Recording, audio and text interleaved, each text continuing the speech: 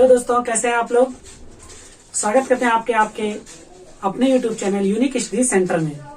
तो चलिए ज्यादा देर नहीं करते हैं, आज शुरू करते हैं। आपका कक्षा 7 का हम लोग पढ़ रहे हैं त्रिभुज, अभ्यास 5 है। अभ्यास 5 में देखिए, ध्यान दीजिए, अब नई वाली किताब शुरू कर दी है, तो नई वाली किताब से ये पढ़ाएंगे, ठीक है। तो नई वाली किताब में अभी तक हम लोगों ने अपना अभ्यास 5E तक का देख लिया हम लोग। आज हम देखेंगे अभ्यास यफ देखेंगे।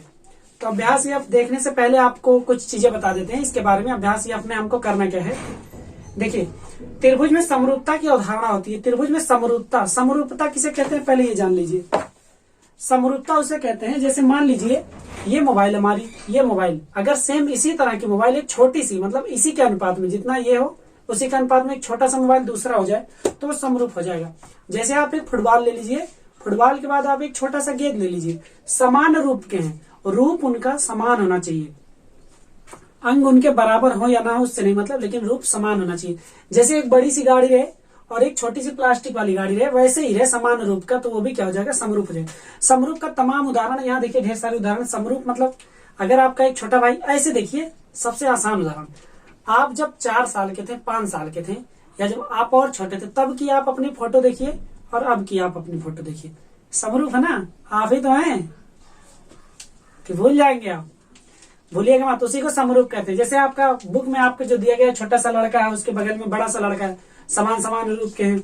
साइकिल दी गई, एक छोटी साइकिल है, फिर एक बड़ी साइकिल है, रूप तो समान है ना सबके, तो इसीलिए समरूप कहते हैं। अच्छा देखिए, इनको अगर कहना हो कि मतलब लिखेंगे कैसे, देखिए लिखा है, त्रिभुज में समरूपता की अवधारणा। आप जानते हैं कि दो सर्वांगसम आकृतियों के समान आकृति, शेप और समान साइज, मतलब जो आकृति समान और शेप उनकी साइज समान होती है। प्रकृति में कुछ ऐसी आकृतियों के उदाहरण भी मिलते हैं जो कि आकृति के समान रूप के तो होते हैं, किंतु समान माप के नहीं होते। मतलब समान रूप का होगा लेकिन उसी माप का नहीं होगा, मतलब नापेंगे तो उतना नाप नहीं रहेगा, लेकिन एकदम वैसे ही रहेगा।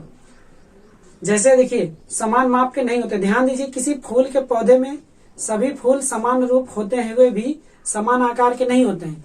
समान रूप होता है सभी फूलों का, जैसे गुलाब का फूल है तो उसमें ढेर सारे फूल है, कोई छोटा होगा कोई कली होगी, ऐसे से समान रूप है, लेकिन सबका क्या साइज सेम नहीं होता है, ठीक है।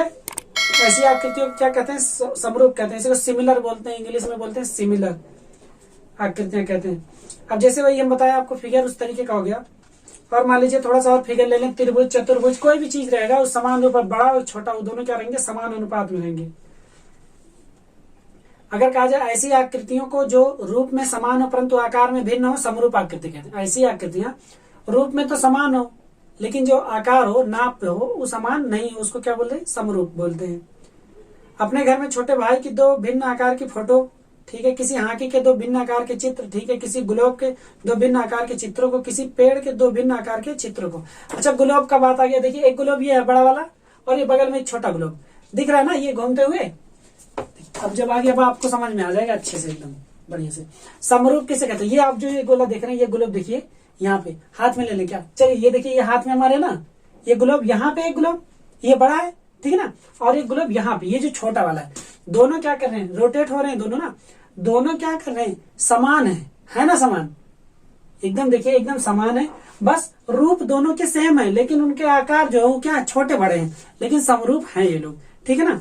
चलिए आइए, बहुत ज्यादा हो गया, तो अब आगे बढ़ते हैं, थोड़ा सा देखते हैं इसमें हमको करना क्या है। देखिए, समरूप बहुभुज भी हो सकते हैं। बहुभुज मतलब एक बड़ा सा रहे और एक छोटा सा रहे, बहुभुज कुछ भी हो सकता है, समरूप हो सकता है, ठीक है ना। हाँ, उसमें आप बहुभुज, चतुर्भुज, समचतुर्भुज, समांतर चतुर्भुज, तमाम चीजें ले सकते हैं। क्या होते हैं, समान रूप के होने चाहिए, उनका अनुपात समान होना चाहिए, बस ये ध्यान दीजिएगा, ठीक है। तो चलिए आइए, ज्यादा देर नहीं करते, शुरू करते हैं। आपका एक चीज और सुन लीजिए, यदि 2 त्रिभुजों की संगत भुजाओं का अनुपात समान हो तो उनके संगत कोण भी क्या होते हैं, समान होते हैं, ठीक है ना। अगर उनके संगत कोण रहेंगे वो भी क्या रहेंगे, समान रहेंगे।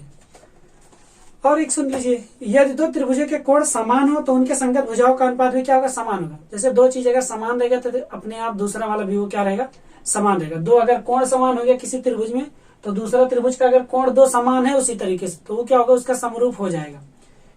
तो चलिए देखते हैं आपका कोई अभ्यास 5F देखते हैं। और सबसे पहला क्वेश्चन लेते हैं। देखिए, पहला क्वेश्चन वहां दिया गया है, पढ़िए। देखिए, आकृति 5.50 में दो त्रिभुज एबीसी और पीक्यूआर समरूप हैं, इनकी भुजाओं की लंबाइयां सेंटीमीटर में अंकित हैं, एक्स और वाई ज्ञात कीजिए। क्या ज्ञात करना है? वाई ज्ञात करना है, एक्स ज्ञात करना है। ठीक है, चलिए क्या करते हैं, जब समरूप हैं,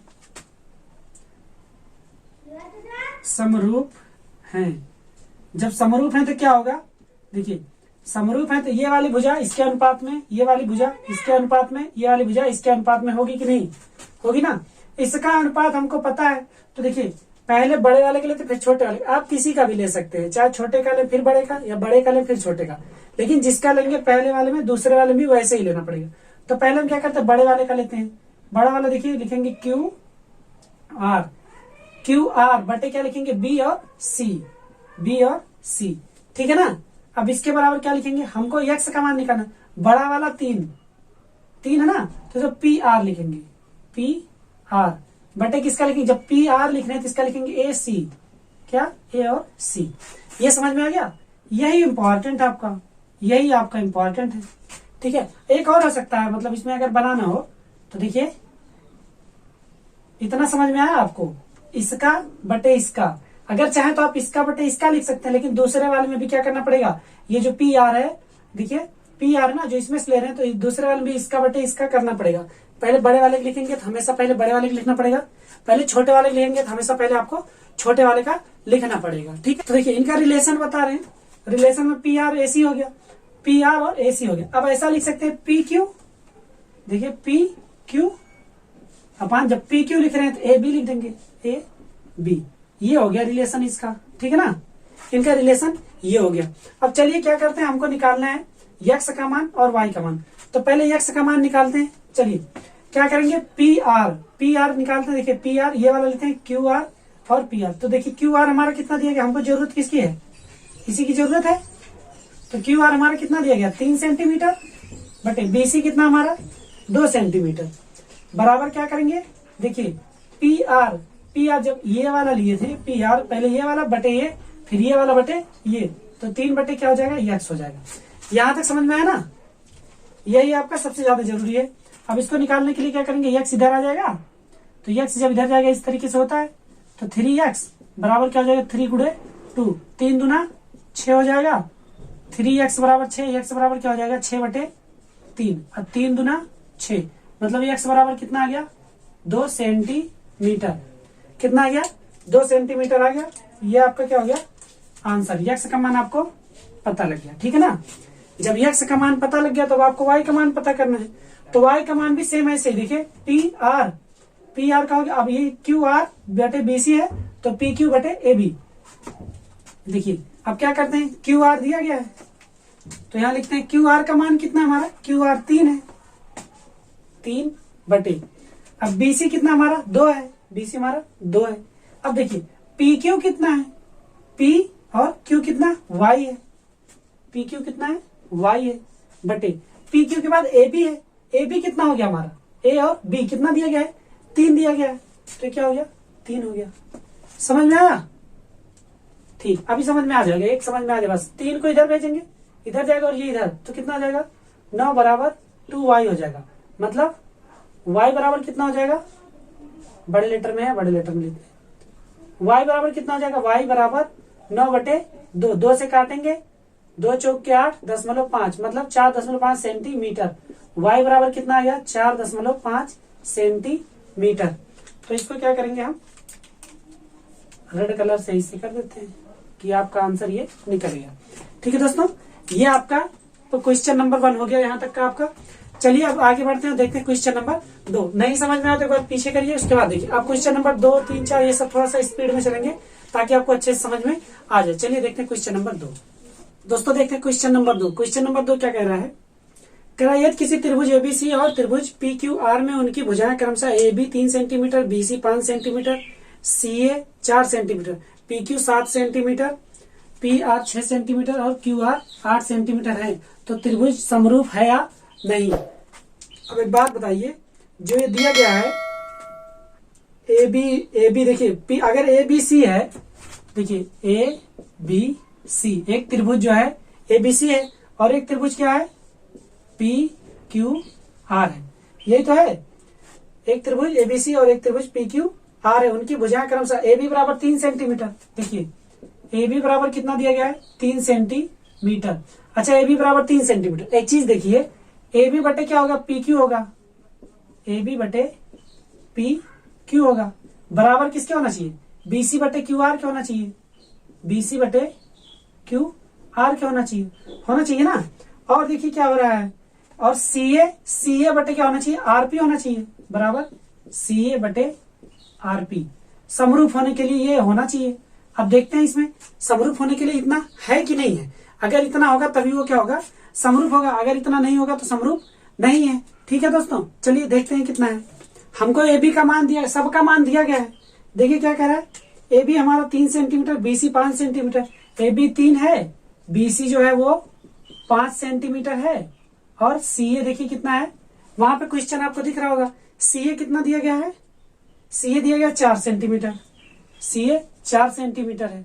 और इसी के अपोजिट में पी क्यू आर में क्या दिया गया है, पी क्यू का मान दिया गया है। देखिए पी क्यू का मान 7 सेंटीमीटर, पी क्यू बराबर 7 सेंटीमीटर।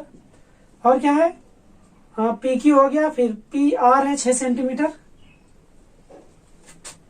पी क्यू हो गया, क्यू आर है 8 सेंटीमीटर, क्यू आर बराबर 8 सेंटीमीटर। और क्या दिया गया है, पी आर दिया गया 6 सेंटीमीटर, पी आर बराबर 6 सेंटीमीटर। अब देखिए समरूप होने के लिए क्या होना चाहिए, इस समान अनुपात में होना चाहिए। तो देखिए A B upon P Q. अब देखिए ए बी कितना है 3, पी क्यू कितना है 7 है, ठीक है ना। इसके बराबर बीसी अपान क्यू आर होना चाहिए। बीसी कितना है 5 है, क्यू आर कितना है 8 सेंटीमीटर है। अच्छा अब देखिए सी ए बटे आर पी, या तो पी आर कुछ भी लिख सकते हैं। सी ए कितना है 4 सेंटीमीटर है, और आर पी या पी आर कितना है 6 सेंटीमीटर। अब हमको एक बात बताइए, क्या ये समान अनुपात में है, नहीं है ना। कहाँ है 3/7, तो ये किसी में लग रहे हैं, नहीं लग रहे हैं। देखिए समान अनुपात में नहीं है, तो अर्थात ये वाला क्या होगा, समरूप नहीं होगा। तो लिख देंगे समरूप नहीं है। ठीक है दोस्तों, तो ये समरूप नहीं होगा। चलिए देखते हैं तीसरा क्वेश्चन। देखते हैं तीसरा क्वेश्चन क्या कह रहा है। तीसरा क्वेश्चन कह रहा है आकृति 5.51 में त्रिभुज एबीसी और त्रिभुज पी क्यू आर समरूप हैं। बता दिया ये जो बाहर वाला त्रिभुज, अंदर वाला त्रिभुज के क्या है, समरूप है। ठीक है ना। और क्या कह रहा है, कह रहा है त्रिभुज पी क्यू आर की शेष भुजाओं को ज्ञात कीजिए। पी क्यू आर की शेष भुजाओं को ज्ञात कीजिए, मतलब केवल क्यू आर का मान पता है, हमको निकालना किसका है, हमको निकालना है पी क्यू बराबर कितना होगा, और पी आर बराबर कितना होगा। ये दोनों हमको पता करना है, और हमको बता दिया ये क्या है, समरूप है। मतलब जो त्रिभुज है, त्रिभुज ए बी सी, ये समरूप है। और समरूप है तो मतलब समरूप है तो किसके समरूप है, पी क्यू आर के, पी क्यू आर के समरूप है। तो देखिए चाहे बड़ा वाला लीजिए चाहे छोटा वाला लीजिए, पहले छोटा वाला लेंगे तो दोबारा भी छोटा वाला लेंगे। ये हमको दिया गया ना, तो हम क्या करते हैं, पहले छोटा वाला लेते हैं। ठीक है, पूरा पहले छोटा वाला लेते हैं, तो लिखते हैं Q R upon B C बराबर किसके होगा, Q R upon B C. देखिए छोटा वाला लिए बड़ा वाला, अब फिर छोटा वाला, इसको मान लेंगे क्या, पी आर। देखिए पी आर मानना क्या दिया गया है, पी आर बटे कितना लिख लेंगे, 2.8। 2.8 क्या लिखना है, अभी तो मान लिखिए ए और सी लिख लेंगे। ठीक है, अब मान जो है जितना मान दिया गया उसको लिखते हैं। ठीक है, क्यू आर कितना है, 1.5 सेंटीमीटर है, बीसी कितना है 3 है, बराबर पी आर कितना हमारा, पी आर नहीं पता है तो पी आर ही लिखते हैं केवल। एसी हमारा कितना 2.8 है, 2.8 है। ठीक है, अब इन्हीं को हल करते हैं और हमको पी आर का मान पता लग जाए। एक तो ये हो जाएगा, होगा ना। अब एक इसका मान निकालना है। देखिए इसका मान कैसे निकलेगा, छोटा वाला फिर बड़ा वाला, ठीक है ना। तो इसमें भी पहले छोटा वाला, छोटा क्या है, पी क्यू है, पी क्यू अपान कितना लिख सकते हैं, पी क्यू लिखे तो ए बी लिखेंगे, ए बी लिखेंगे, बराबर अंदर वाला था तो फिर अंदर वाला इधर, क्यू आर बटे बी सी, इतना हो गया। अब देखिए पी क्यू का मान कितना है, पी क्यू का मान नहीं पता, ए बी का मान पता है, तो इसको पी क्यू लिखेंगे बटे ए बी का मान कितना है 2 सेंटीमीटर, बराबर क्यू आर का मान कितना है 1.5 सेंटीमीटर, बी सी हमारा कितना है 3 सेंटीमीटर। यहां तक समझ में आ गया, यहां तक आ गया तो सवाल हल हो गया। देखिए अब इसका जब इधर लेके आएंगे 3 से अगर इसको काटेंगे कितनी बार जाएगा, 3 पचे 15 बार जाएगा, जाएगा ना। देखिए या तो इसको लेके आइए, चलिए जैसे आपको सही लगे वैसे, पहले देखिए इधर और फिर इधर, तो लेके जाएंगे तो क्या हो जाएगा 1.5 गुणे 2.8 बराबर क्या हो जाएगा PR और गुणे 3। जब PR बराबर देखेंगे तो कितना हो जाएगा 1.5 गुणे 2.8 बटे 3। ठीक है ना, समझ में आया। देखिए अब कुछ नहीं करना है, इनका गुणा कर, देखिए दशमलव का गुणा नहीं आता तो इधर गुणा भी देख लीजिए, 1.5 गुणे 2.8। छोटी छोटी चीज बता रहे ताकि आपको कहीं परेशानी ना हो। 8 पंचे 40, 0 हासिल 4, 8 एकम 8, 4 12 को 12 लिखेंगे। 2 पंचे 10 को 0 हासिल 1, 2 एकम 2 1 3। देखिए 0 2 3 और 1 4, यहाँ तक हो गया। अब 2 अंक पे दशमलव, 2 अंक पे दशमलव, मतलब कितना आएगा 4.2 आएगा। तो यहाँ क्या लिखते हैं 4.2 लिखते हैं बटे कितना 3। PR बराबर 3 से काटो, 3 एकम 3, दशमलव लगाओ, 3 चौके 12, कितना आ गया PR बराबर हमारा कितना आ गया 1.4 सेंटीमीटर। यहां तक दिख रहा है, नहीं दिख रहा ना, रुकिए थोड़ा सा ऊपर कर देते हैं। यहां तक तो दिखा, यहां तक हो गया ना। चलिए अब ये जब काटेंगे तो हमारा 1.4 आ गया, मतलब हमारा यहाँ पे PR बराबर क्या आ गया, PR बराबर हमारा आ गया 1.4 सेंटीमीटर आ गया। ठीक है ना, ये हो गया। अभी क्या देखना है, PQ का मान निकालना है। PQ का कुछ नहीं करना है, देखिए इसको करेंगे 3 से काटेंगे, 3 पचे 15, 0.5 आ जाएगा। अब 2 का उधर गुणा कर दीजिए, मतलब यहाँ हो जाएगा, देखिए PQ बराबर हो जाएगा 2 गुणे 0.5 और PQ का मान आ जाएगा हमारा, PQ बराबर 5 दूना 10, 1 अंक पे दशमलव मतलब 1 आ जाएगा, 1 सेंटीमीटर। हिंदी इंग्लिश चाहे जिस तरीके से लिख लीजिए, 1 सेंटीमीटर उसका मान आएगा। यहाँ पे PQ का मान 1 सेंटीमीटर आएगा, यहाँ लिख देते PQ बराबर 1 सेंटीमीटर। ठीक है, ये आपका हो गया क्वेश्चन नंबर 3। मतलब यहाँ पे आप देखिए PQ हमारा कितना आ गया, PQ हमारा 1 सेंटीमीटर आ गया और PR हमारा कितना आ गया 1.4 सेंटीमीटर आ गया। ठीक है ना, ये हमारा क्वेश्चन नंबर 3 हो गया। आगे बढ़ते हैं और देखते हैं क्वेश्चन नंबर 4। हाँ दोस्तों, देखते हैं क्वेश्चन नंबर 4 क्या कह रहा है। क्वेश्चन नंबर 4 कह रहा है ABC में MN BC के समांतर, MN किसके समांतर, BC समांतर, मतलब यहाँ लिख देंगे MN समांतर क्या है, BC है। समांतर मतलब समान अंतर पर, समान दूरी पर है। ठीक है ना, और क्या कह रहा है, BC के समांतर त्रिभुज ABC के शेष कोणों की माप बताइए। त्रिभुज ABC के शेष कोण और बताने, ABC के शेष कोण और बताने, मतलब हमको सिर्फ पता है 30, मतलब कोण B बताना है, कोण B बराबर क्या होगा और कोण C बराबर क्या होगा। अब हमको एक चीज बताइए, कोण आपको पढ़ा चुके हैं, तो पहले तो ये देखिए अगर ये और ये दोनों समांतर हैं, समांतर है तो ये जो त्रिभुज बनेगा इसमें 2 त्रिभुज आपको दिखना चाहिए। एक त्रिभुज दिखना चाहिए इस तरीके का जिसका नाम है AMN, एक ये दिखना चाहिए, और एक त्रिभुज इसी में दिखना चाहिए आपको इस तरीके का बड़ा सा, ये A हो गया, ये B हो गया और ये C हो गया। और ये क्या है, समरूप हैं, दोनों समान रूप के। तो जब समरूप हैं तो ये वाला जितना कोण होगा उतना ये वाला होगा कि नहीं। तो देखिए लिखेंगे कोण M बराबर कोण B, और ब्रैकेट में क्या लिखेंगे, समरूप है, संगत है, संगत यहाँ लिखेंगे, समरूप का तो अलग है, संगत है, संगत कोण, संगत कोण हो जाएगा, होगा कि नहीं। तो इसीलिए कोण B बराबर क्या हो गया हमारा, कोण B बराबर हो गया हमारा 30 डिग्री, 30 डिग्री हो गया, ये हमारा निकल गया कोण B का मान, ऐसे ही आ गया संगत कोण। अब एक बात बताइए, त्रिभुज के अंतर कोणों का योग कितना होता है, 180। तो हम क्या करते हैं, पहले n का निकाल लेते हैं, फिर अब इसी का निकल जाएगा। तो लिखेंगे त्रिभुज के अंतः कोणों का योग बराबर 180 डिग्री, इतना होता है। तो अंतः कोण कौन सा है, कोण A प्लस कोण M प्लस कोण N, ये बराबर कितना होना चाहिए, 180 डिग्री होना चाहिए।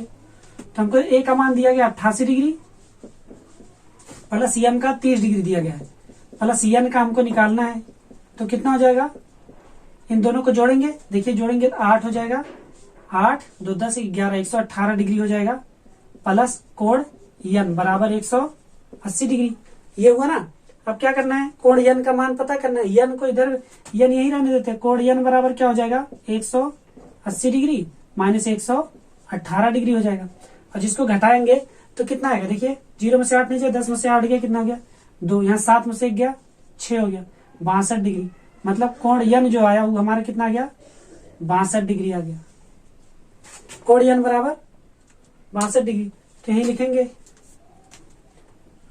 कोण यन, यन बराबर किसके है, कोण यन जो है बराबर किसके होगा, कोण सी के। ये भी हमारा संगत कोण होगा, ये लिख देंगे संगत कोण।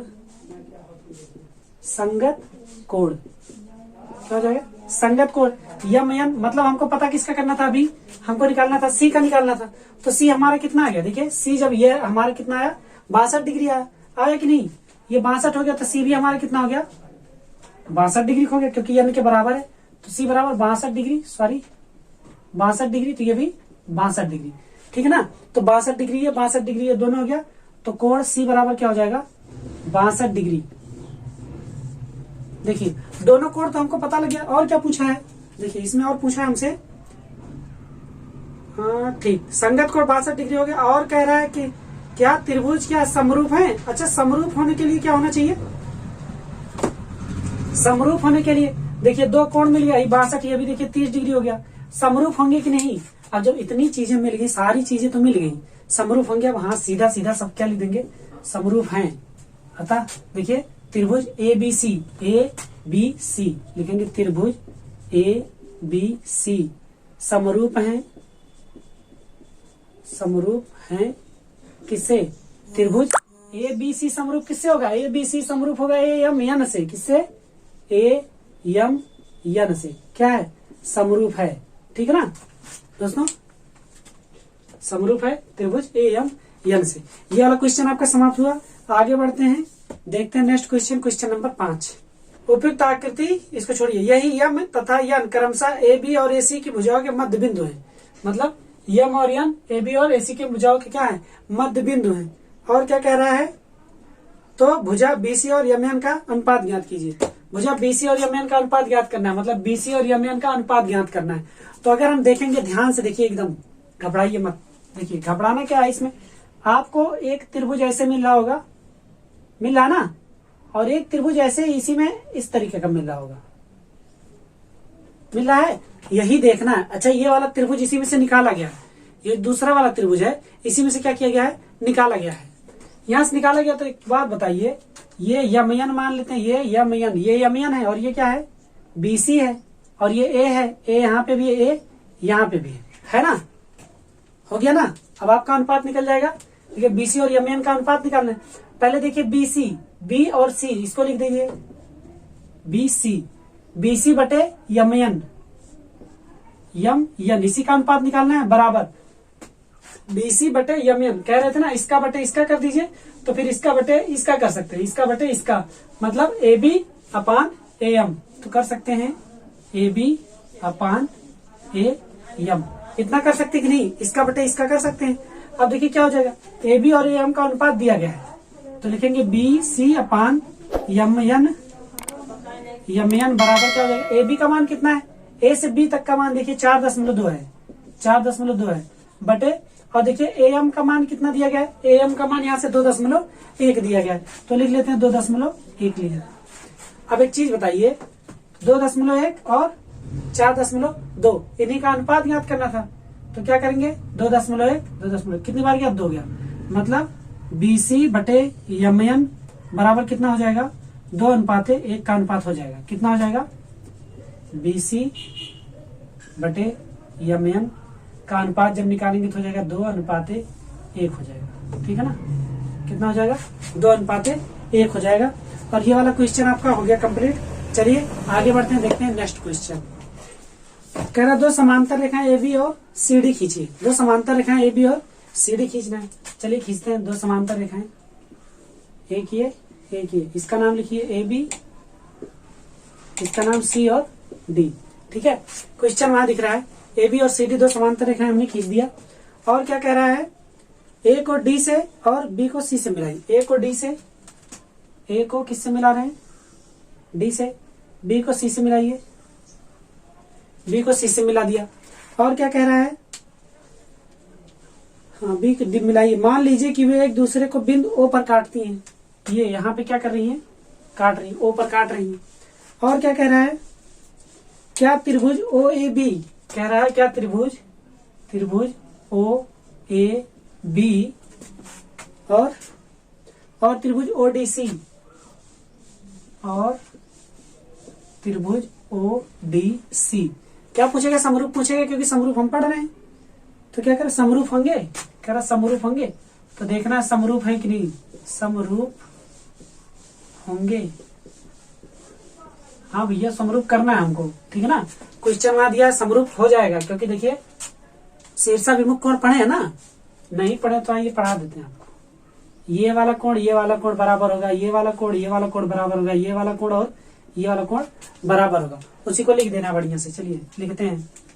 देखिए सबसे पहले तो लिखेंगे शीर्षाभिमुख कोण जो बराबर उसको लिखेंगे, ठीक है ना। लिखेंगे त्रिभुज ओ ए बी में, त्रिभुज ओ ए बी में, ओ ए बी में क्या हो जाएगा? कोण ए ओ बी, ठीक है ना। ओ ए बी बराबर क्या हो जाएगा?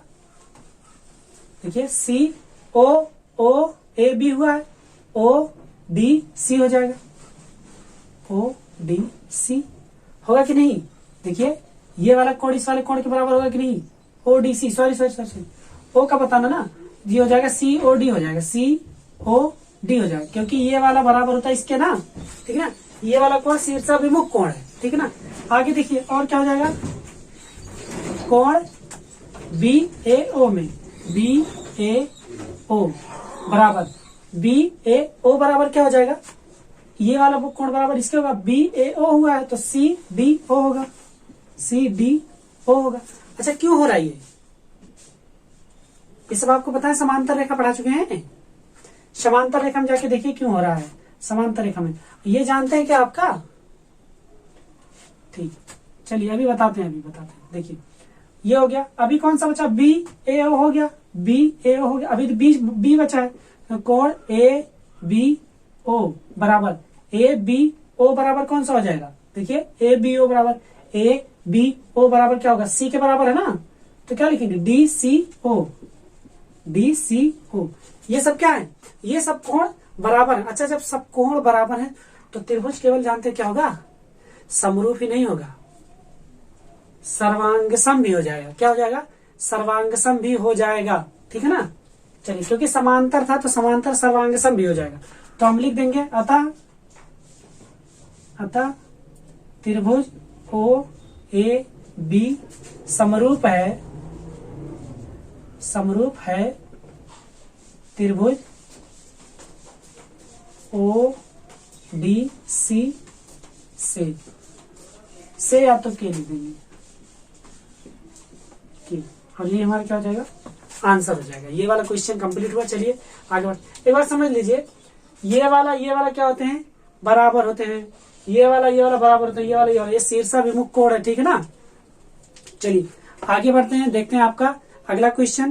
देखिए दोस्तों नेक्स्ट क्वेश्चन क्या कह रहा है? कह रहा है क्या आकृति 5.54 में त्रिभुज एबीसी और त्रिभुज पी आर क्यू समरूप हैं? यदि हाँ तो कारण बताइए।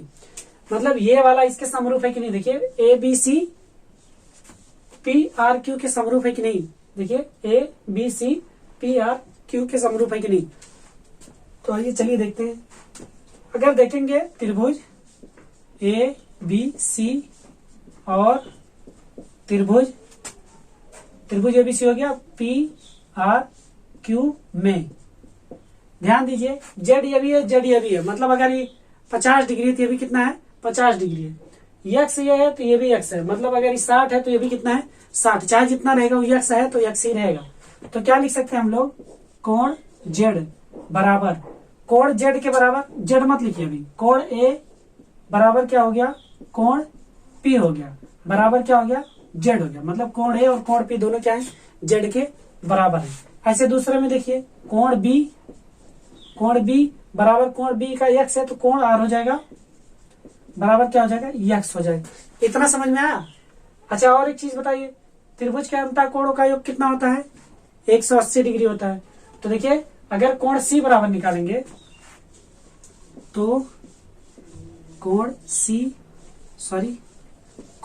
बराबर क्या हो जाएगा? बराबर हो जाएगा 180 डिग्री माइनस 180 डिग्री माइनस क्या करेंगे? जेड प्लस एक्स करेंगे ना, एक्स प्लस जेड कर लीजिए या तो जेड प्लस एक्स कर लीजिए, ये हो गया। और देखिए इसमें तो ये तो किस में हो गया? ये किस त्रिभुज में हो गया? ये त्रिभुज ए बी सी में हो गया, ये लिख दीजिए त्रिभुज ए बी सी में, ठीक है, ये इतना हो गया। अब त्रिभुज किसमें? पी आर क्यू में, पी आर क्यू में, पी आर क्यू में कौन सा कोण नहीं पता है? क्यू नहीं पता है, तो लेकिन कोण क्यू बराबर क्या हो जाएगा? 180 डिग्री माइनस क्या करेंगे? 180 डिग्री में से क्या घटाना है? देखिए एक्स और जेड घटाना है, ठीक है ना, तो लिखेंगे एक्स प्लस का जेड। ये समझ में आया? इतना समझ में आया ना? तो अगर इतना समझ में आ गया तो जब इतना बराबर इतना है तो क्यू और ये सी बराबर नहीं हो जाएंगे? क्यों नहीं हो जाएगा? कोण सी बराबर कोण क्यू हो जाएगा ना? होगा कि नहीं? हो जाएगा। देखो इतना और इतना आया है, दोनों का मान समान आ रहा है, अतः हम क्या कह सकते हैं? अतः ये लिख दीजिए, अतः त्रिभुज ए बी सी समरूप है त्रिभुज पी आर क्यू की, पी आर क्यू की। ठीक है दोस्तों, ये आपका हो गया आंसर। दोस्तों देखते हैं लास्ट क्वेश्चन। लास्ट क्वेश्चन क्या कह रहा है आपका? कह रहा है 20 मीटर, हाँ देखिए कह रहा है 20 मीटर बराबर 1 सेंटीमीटर मानकर एक खेत का आकार आकृति 5.55 में दर्शाया गया है। मतलब ये वाला जो दर्शाया गया आपको 20 मीटर बराबर 1 सेंटीमीटर मापा गया है, मतलब 1 सेंटीमीटर बराबर 20 मीटर है, तो अगर 13 दूना 26 260 सेंटीमीटर का ही है, ठीक है ना, ये 260 मीटर का है, सॉरी ये 260 मीटर का है, ये 5 दूना 10 कितना हो गया? 100 मीटर का ये है, और 12 दूना 24 240 मीटर का ये है। ये चीज ध्यान दीजिएगा। और क्या कह रहा है? 40 मीटर बराबर 1 सेंटीमीटर मानकर खेत का नया आकार अपनी अभ्यास पुस्तिका पर दर्शाइए। 40 मीटर बराबर 1 सेंटीमीटर मापकर, अगर 40 मीटर बराबर 1 सेंटीमीटर मापेंगे तो हमको एक बात बताइए, अभी 20 मीटर बराबर 1 सेंटीमीटर है तो 13 है, जब 40 मीटर बराबर 1 सेंटीमीटर माप लेंगे तो 13 का आधा ना हो जाएगा? आधा होगा ना, और ये 12 इसका आधा हो जाएगा, 5 है तो इसका भी आधा हो जाएगा, होगा कि नहीं? तो चलिए एक और भुजा बनाते हैं, एक और खेत बनाते हैं, ठीक है ना। तो हमको एक बात बताइए पहले, 13 सेंटीमीटर, ऐसे ध्यान दीजिए, 13 से अगर रियल माप इसका मापे, रियल माप मापेंगे अगर 20 मीटर बराबर 1 सेंटीमीटर, तो मतलब अगर ये 13 सेंटीमीटर है तो इसको अगर 20 से गुणा करेंगे तो कितना आ जाएगा? 13 दूना 26 260 क्या आ गया? मीटर आ गया। ये 260 मीटर आया कि नहीं? अगर नाम लिख दीजिए, इसका ए, इसका बी, इसका सी लिख दीजिए, तो आपका ए बी का रियल माप कितना हो गया? 260 मीटर। ए सी का कितना हो जाएगा? ए सी का रियल माप अगर हो जाएगा तो 5 है, 5 का जब हम लोग 20 से गुणा करेंगे तो कितना हो जाएगा? 5 गुणे 20 और 20 पच्चे 100 क्या हो जाएगा? मीटर हो जाएगा। होगा कि नहीं? अब इधर देखिए बीसी बराबर कितना है? बीसी बराबर 12 गुणे अगर आप 20 करेंगे, 12 दूने 24 मतलब 240 मीटर। मतलब खेत जो है और रियल में खेत आपका इतना मीटर का है, ए बी ए सी और बीसी बराबर इतना है। लेकिन हमको कह रहा है यदि पैमाना 40 मीटर बराबर 1 सेंटीमीटर मापा जाए, 40 मीटर बराबर 1 सेंटीमीटर मापा जाए तो नया क्या बनेगा? देखिए नया हम पी क्यू आर बनाएंगे, त्रिभुज पी क्यू आर, उस पर ध्यान दीजिएगा। तो अब ए बी को अगर इसको हम क्या 40 मीटर बराबर 1 सेंटीमीटर माने तो इसमें 40 से भाग करेंगे, 260 में जब हम 40 से भाग करेंगे तो कितना आएगा? 0 गया, 4 6 24 दशमलव लगा 24, 2 बचा 4 5 20, मतलब कितना आ जाएगा? 6.5 सेंटीमीटर। ध्यान दीजिएगा, बहुत ही जरूरी है। अगला एसी बराबर 5, इतना 100 मीटर है, जो हमको 40 मानना रहेगा तो कितना लिखेंगे? 100/40, यही तो करेंगे। 4 से इसको काटेंगे, 4 से जब इसको काटेंगे 4 दूना 8, दशमलव लग गया, 4 5 20, मतलब कितना आ गया? 2.5 सेंटीमीटर आ गया। किसके बराबर? एसी बराबर, ठीक है ना। ये इसका है, ये वाला इसका। अब ये इसका निकालेंगे, देखिए 240 है, 240 बटे कितना करेंगे, 40 करेंगे, जीरो जीरो कैंसिल, 4 छक्का 24, मतलब ये कितना आ गया, 6 सेंटीमीटर। माप आपको पता लग गया। अब जब माप आपको पता लग गया तो आप दूसरा त्रिभुज यहाँ पे बना दीजिए। चलिए बना देते हैं आपके, जब माप पता लग गया तो। ए बी बराबर 6.5 सेंटीमीटर। चलिए ए बी बराबर कितना लिख दिए, 6.5 सेंटीमीटर। हम लोग क्या बनाएंगे, पी क्यू बनाएंगे। ये हमारा हो जाएगा पी क्यू आर बनाना है तो पी क्यू आर, ठीक है। अब एसी है, एसी दिया गया है, पी क्यू आर, तो ये जब हमारा पी क्यू हो जाएगा, देखिए ये पी क्यू ये आर हो जाएगा, ठीक है। पी क्यू बराबर हमारा कितना गया, 6.4 आ गया, देखिए। फिर एसी बराबर 5 दिया गया, और हमारा कितना है एसी बराबर, मतलब पी आर बराबर कितना आया है, 2.5 आया है। और देखिए कितना आया है, बीसी बराबर इनका 12 था, 240 हुआ था, हमारा क्या होगा, क्यू आर बराबर कितना आ जाएगा, 6 सेंटीमीटर। बना देंगे, ये हमारा कितना है, 6 सेंटीमीटर है, और ये हमारा पी आर हमारा कितना है, 2.5 सेंटीमीटर है।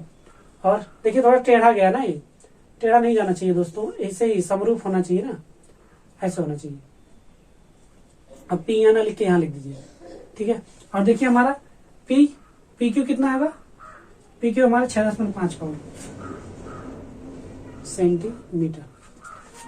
अच्छा लगा, ऐसे ही बनेगा, ठीक है ना। तो ये आपका अभ्यास आपका यहाँ समाप्त होता है। तो दोस्तों वीडियो अगर आपको पसंद आया तो वीडियो को आप लाइक करिए, चैनल पर नए हो तो चैनल को सब्सक्राइब करना मत भूलिएगा, चैनल को सब्सक्राइब करके बेल आइकन भी दबा लीजिएगा। और जैसा आपको वीडियो लग रहा है आप कमेंट करके उसको बताइए, हम आगे भी और वीडियो लेके आते हैं। चलिए दोस्तों मिलते हैं आपसे आपके अगले वीडियो में, तब तक के लिए जय हिंद।